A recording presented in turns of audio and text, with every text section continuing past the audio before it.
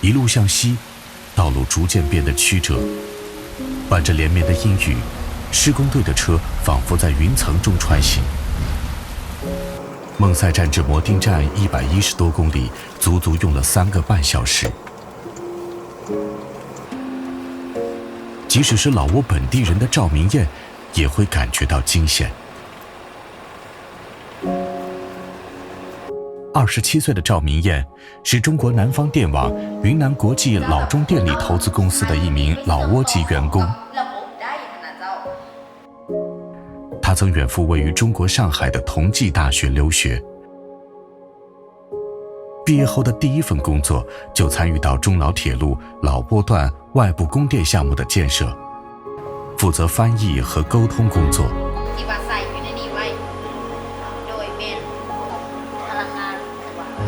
这些天，为了做好中老铁路通车的供电保障，赵明艳和同事们又在加班加点地做保供电工作的策划。他们也早习惯了每天奔波于各个供电站，排查风险隐患，制定相应预案，与老挝国家电力公司和老中铁路公司一道，在夜以继日的紧张筹备中，迎接那个美好的期待。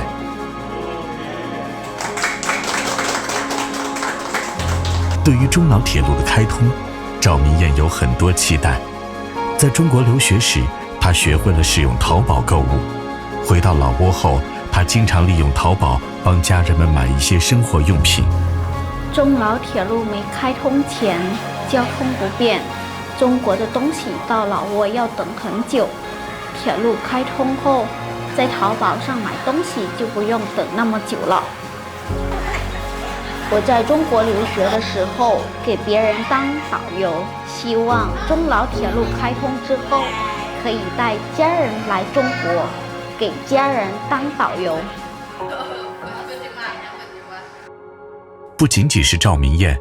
近750万老挝民众也在翘首以盼这条希望之路早日开通。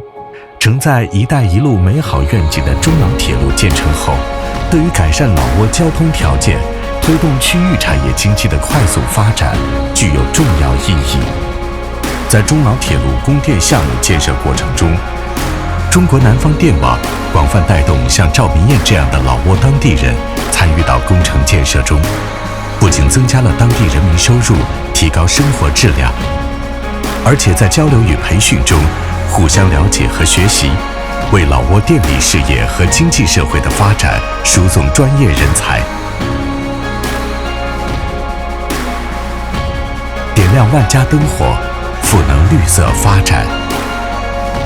共创幸福生活，